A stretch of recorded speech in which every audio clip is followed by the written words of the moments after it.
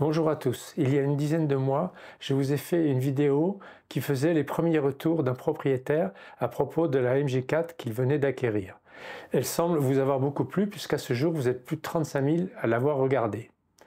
Aujourd'hui, je vous propose une nouvelle vidéo, cette fois avec un an de recul et la découverte de nouvelles astuces concernant cette voiture et puis mon avis sur les pour et les contre.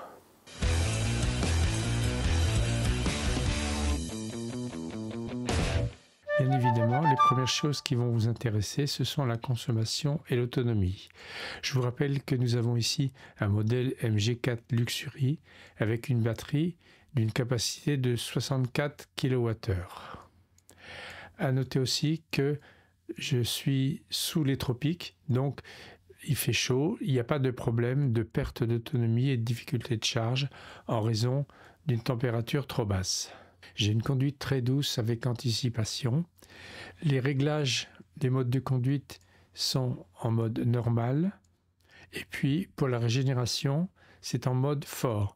Ce sont les modes par défaut. Et si on les change, quand on éteint la voiture, ils se remettent dans ces réglages-là. Donc, je ne les remets pas à chaque fois, je les laisse comme ça en permanence. Voici les résultats de consommation. En ville et périurbain, ça fait 13,2 kWh au 100 km. En ville, avec climatisation, 14,2 kWh au 100 km. Sur route à 90, 13,2 kWh au 100. Sur route à 90 avec clim, 14,2 kWh au 100. Et sur route à 110, 15,2 kWh au 100 km. La consommation WLTP annoncée par MG est de 16,6 kWh au 100. Donc, en faisant un petit peu attention, on peut être nettement en dessous. Mon autonomie en usage courant est donc de 484 km sans la climatisation, 450 km avec la climatisation. L'autonomie WLTP calculée est de 385 km, alors que, curieusement, sur le site de MG, ils annoncent 435 km. Si vous roulez peu, il est recommandé de mettre le mode alimentation en mode prêt, ready, pendant plus d'une demi-heure chaque semaine pour aider à prolonger la durée de vie de la batterie 12 volts et la recharger. Si le véhicule n'est pas utilisé pendant une période prolongée de plus d'un mois, il est recommandé de déconnecter la tête de serrage de la cosse négative de la batterie. Assurez-vous que le système d'alimentation du véhicule a été mis hors tension avant de faire cette manœuvre. La batterie de ce véhicule est une batterie NMC et pour ce type de batterie, il est recommandé, pour prolonger et améliorer la durée de vie, de l'utiliser de manière courante entre 20 et 80% de recharge. On peut exceptionnellement, lorsqu'on fait de grands voyages, monter jusqu'à 100% de charge et descendre en dessous de 20% de décharge. Le niveau de recharge se règle sur l'écran ad hoc. On peut limiter le curseur jusqu'à 80% comme indiqué ici. Cette voiture possède un certain nombre d'aides à la conduite, dont certaines sont parfois absentes de véhicules beaucoup plus onéreux. On a par exemple la caméra à 360 degrés avec 4 caméras avant, arrière, droite et gauche. Chez moi, je l'active en programmant la touche étoile gauche du volant qui permet d'afficher les caméras. Elle s'affiche aussi automatiquement quand vous utilisez les essuie-glaces ou la marche arrière. Vous pouvez basculer sur l'affichage d'une des 4 caméras par un appui sur l'écran comme indiqué ici. Quand vous êtes en marche arrière, un avertisseur sonore vous indique l'arrivée d'un obstacle, que ce soit un véhicule, cycliste ou piéton. Toujours en marche arrière, mais cette fois quand vous êtes en train de reculer, si vous approchez d'un obstacle, un avertisseur sonore retentit et il sonne de plus en plus vite au fur et à mesure que le danger se précise. Pour les indicateurs de sécurité en marche arrière, il y en a 2.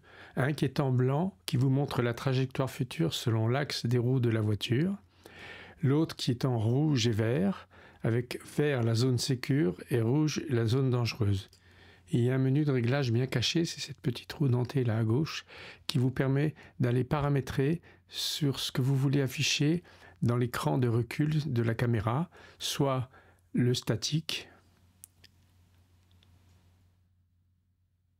soit le dynamique,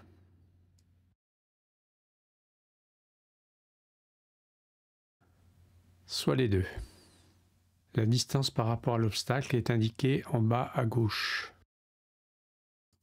La touche étoile du côté gauche du volant peut être personnalisée via l'écran véhicule, commodité. Et donc vous voyez qu'il y a 4 réglages possibles. Moi j'ai choisi le réglage où elle affiche la caméra 360. Pour que ces aides fonctionnent correctement, il faut penser à maintenir propre l'objectif des caméras, en particulier celle-ci à l'arrière, mais aussi celle de l'avant. Si toutefois ce n'était pas le cas, vous aurez un avertissement de défaillance des aides à la conduite. L'aide au maintien dans la voie, je le trouve un petit peu violent, mais je vous rappelle que ma voiture, c'est une version de fin 2022. Je pense que ça s'est amélioré dans la version 2023. Vous me le direz dans les commentaires. Alors, on peut le désactiver dans les paramètres, mais ce réglage n'est pas persistant. Il faut le refaire à chaque démarrage, donc c'est un peu pénible. Une aide à laquelle j'étais habitué avec mon précédent véhicule et que j'apprécie particulièrement, c'est le régulateur de vitesse adaptatif. Alors régulateur de vitesse parce qu'on règle et la voiture maintient cette vitesse, mais aussi adaptatif parce que si le véhicule qui précède ralentit, voire s'arrête, eh bien votre véhicule lui aussi ralentit, voire s'arrête et redémarre quand la voiture qui précède redémarre. C'est très confortable à la fois sur route et en ville. Vous pouvez régler la distance de sécurité du régulateur de vitesse adaptatif sur une échelle de 1 à 3, 3 offrant la plus grande sécurité. À noter sur le rétroviseur l'avertisseur de trafic en angle mort qui s'allume en cas de danger. La trappe de recharge est située à l'arrière gauche du véhicule, ce qui me convient parfaitement. On l'ouvre en faisant juste un appui sur la partie à droite. Ensuite, on découvre les deux prises, la prise T2 en haut et ensuite la prise CCS en bas qui bénéficie d'un cache. Les prises sont entourées par 4 traits lumineux qui indiquent la charge actuelle du véhicule. Chaque trait représente 25% de la capacité. Une fois branchées, les lumières passent au bleu plus foncé et ensuite, quand la charge est effective, elle clignote en vert. À titre de confirmation, le témoin de charge clignote aussi sur le chargeur. À titre personnel, je fais quasi exclusivement de la recharge ultra lente à domicile sur une prise domestique montée sur un circuit dédié. En courant alternatif, la recharge peut se faire jusqu'à 11 kW sur du triphasé et 7 kW sur du monophasé. En courant continu, on a une capacité de charge maximale de 140 kW, mais comme pour tous les véhicules électriques, la puissance de charge décroît rapidement au-delà d'une demi-heure. Sur le site d'Automobile Propre, dont je vous mets le lien en description, vous trouverez cette courbe de charge. Vous y trouverez aussi les durées de charge en fonction de la puissance, comme apparaissant sur ce tableau. Pour refermer la trappe, on appuie simplement jusqu'au clic. Le V2L ou véhicule to load est la capacité d'alimenter des appareils électriques en utilisant le mode de décharge de votre voiture, comme ici cet aspirateur. Je ne m'étendrai pas en détail là-dessus puisque je vous ai déjà fait une vidéo dédiée à ce sujet, je vous mets le lien en description. Sachez simplement qu'elle nécessite un câble spécial. Je vous mets aussi un lien sur AliExpress en description et faites attention de bien choisir le modèle qui correspond à votre marque de voiture. Nous avons récemment subi à La Réunion le cyclone Bellal et certaines personnes ont été privées d'électricité pendant plusieurs jours et je peux vous dire que ceux qui pouvaient bénéficier du V2L pour alimenter leur maison en dépannage ont été très contents. Vous pourrez trouver des témoignages sur le groupe Facebook, groupe Véhicule électrique 974. Pour intervenir sur les essuie-glaces sans les abîmer ni la peinture du capot, il est recommandé de les mettre en mode entretien. Pour ce faire, il faut glisser l'écran vers la gauche, aller sur l'icône Véhicule et dans l'onglet Sécurité et cliquer sur le bouton Arrêt. Dans la fenêtre qui s'ouvre, appuyez sur Arrêt et dans les 20 secondes qui suivent, appuyez sur l'essuie-glace vers le bas. Les essuie-glaces se bloquent alors en position verticale. Si vous mettez un objet de poids sur le siège arrière, ou même si vous rebattez les sièges pour augmenter l'espace du coffre, vous risquez d'avoir l'alerte de ceinture de sécurité non bouclée qui sonne. Pour pallier à cet inconvénient, j'utilise une ceinture de sécurité pour chien que j'enclenche dans la ceinture. Je vous mets un lien en description. Le siège avant est réglable électriquement dans 6 directions. L'ouverture de véhicule se fait en appuyant sur les touches ad hoc de la clé électronique ou par l'application MGI Smart, on y reviendra plus tard, ou encore plus simplement en appuyant sur le bouton de la poignée de portière, à condition d'avoir la clé dans un rayon d'1 mètre. Si toutefois votre clé électronique est défaillante, notamment en cas de pile usée, je vous ai fait une vidéo à ce sujet, je vous invite à vous y reporter, le lien est en description. Le déverrouillage du coffre peut se faire aussi avec la clé électronique, ou bien plus simplement, même véhicule verrouillé, en glissant sa main sous le logo MG et en tirant vers le haut. Pour rabattre le coffre sans salir éventuellement les mains, il y a une poignée qui est prévue dans l'épaisseur de son abattant. Sur l'écran derrière le volant, des témoins lumineux s'allument en cas de défaut des fermetures des portières, du coffre ou de bouclage de la ceinture de sécurité. Les modèles Luxury vendus actuellement le sont avec des jantes 18 pouces et des pneus Bridgestone spéciaux censés améliorer la consommation. La mienne était fournie, je vous rappelle c'était un modèle 2022, avec des jantes 17 pouces et des pneus Continental. À la suite d'une crevaison avec pneus bien endommagés, j'ai dû changer le train arrière et j'ai remplacé ça par des pneus d'entrée de gamme. Pour le moment, je n'ai pas vu de différence ni sur la consommation ni sur la tenue de route. Les feux arrière de cette voiture sont du plus bel effet. Cependant, certains ont signalé qu'il y avait de la condensation qui se produisait à l'intérieur. Moi, je ne l'ai observé qu'une seule fois, mais il est à noter que je n'habite pas dans une région pluvieuse et venteuse. Je ne citerai personne pour ne pas stigmatiser les Bretons. Sur le montant de la portière du passager avant, il y a l'étiquette d'identification du véhicule qui contient différentes informations comme le numéro de réception par type, le numéro de châssis, le poids brut du véhicule, le poids brut du train, poids maximal de l'essieu avant-arrière, code de peinture, code de garniture. Les MG4 sont équipés d'une puce 4G qui permet de les connecter au réseau mobile et d'utiliser l'application eSmart. Cela permet aussi en métropole, mais pas chez nous à La Réunion, de bénéficier de fonctions de navigation. Enfin, de manière plus anecdotique, on peut avoir recours à l'affichage de la météo. Puisqu'elle est connectée au réseau mobile, la voiture peut, comme votre téléphone mobile d'ailleurs, fournir un point d'accès sans fil, c'est-à-dire émettre un réseau Wi-Fi auquel vous pourrez vous connecter depuis par exemple un ordinateur ou une tablette, en utilisant les paramètres indiqués sur cet écran que vous pourrez adapter à vos besoins. Si vous êtes à proximité d'un réseau Wi-Fi, vous pourrez y connecter votre véhicule via cet écran.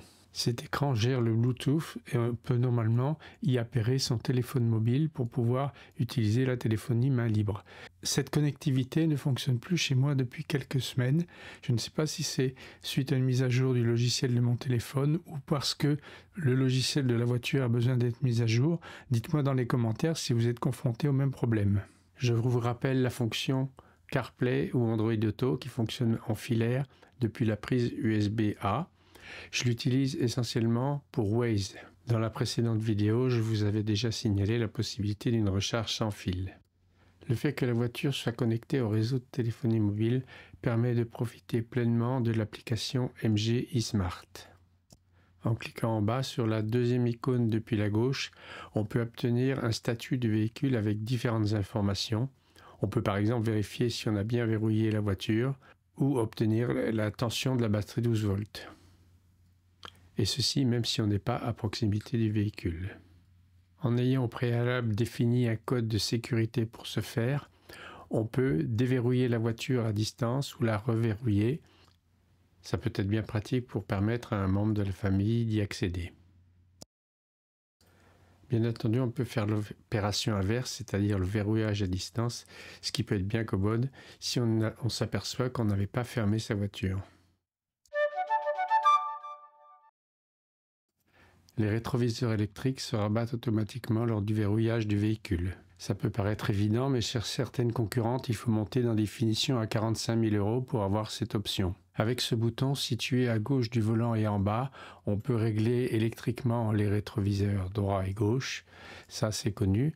Par contre, ce qui est moins connu, c'est qu'on peut aussi rabattre manuellement ces rétroviseurs en appuyant vers le bouton vers le bas. Et puis pour les remettre en place, on appuie à nouveau vers le bas. Ça peut être utile dans certaines situations où on doit réduire l'encombrement du véhicule. Je ne suis pas fan du tout digital et j'apprécie d'avoir encore quelques boutons physiques en dessous de l'écran. Ce qui me manque par rapport à la MG ZS-EV, ce sont des boutons physiques pour régler la régénération et le mode de conduite. Quant à la climatisation, il n'y a pas grand-chose à en dire, si ce n'est que de temps en temps, elle fait un petit caprice et qu'elle fait simplement de la ventilation sans rafraîchir. Le siège conducteur est bien reculé en fonction de ma grande taille d'1,84 m et vous voyez quand même qu'il reste suffisamment de place devant les genoux quand on est sur le siège arrière. La MG ZS a un espace moteur conçu initialement pour un moteur thermique, donc quand on y met un moteur électrique, il y a de la place pour installer un espèce de coffre, un frunk. Par contre, dans la MG4, qui est une voiture purement électrique, il n'y a pas du tout de place pour mettre un rangement. À l'avant, au-dessus du rétroviseur intérieur, on trouve un espace qui peut servir par exemple à ranger des lunettes. À côté du bouton de réglage des rétroviseurs, il y a celui qui permet d'ajuster la hauteur des phares. Le réglage sur 0 donne la plus grande portée et sur 3 c'est la plus faible portée. Là, le résultat ne paraît pas flagrant parce qu'on est à une courte distance, mais si on est bien reculé, on voit une bonne amélioration de la visibilité. Dans une précédente vidéo, je vous expliquais comment installer une dashcam sur cette MG4. Alors je vous signale une petite modification, c'est que je l'avais installée avec une ventouse, mais avec la chaleur qui chauffe le pare-brise, la ventouse ne tient pas, donc je l'ai remplacée par une fixation collante. En conclusion, après presque un an, je suis très satisfait de ce véhicule, malgré quelques petits défauts de jeunesse qui sont probablement corrigés dans la version 2023, puisque je vous rappelle que la mienne, c'est une version 2022. Dites-moi dans les commentaires si vous avez pu noter des améliorations par rapport aux défauts que j'ai relevés jusque-là. Et je remercie les plus de 500 abonnés à ce jour qui ont fait l'effort d'un petit clic. Et pour ceux qui ne l'ont pas encore fait, merci parce que ça me soutient et ça m'encourage à faire des vidéos, même si ce n'est pas tellement souvent. Mais je fais des vidéos quand j'ai des sujets intéressants sur des produits, sachant que tout produit dont je vous parle a été acheté et ce n'est pas des publicités déguisées.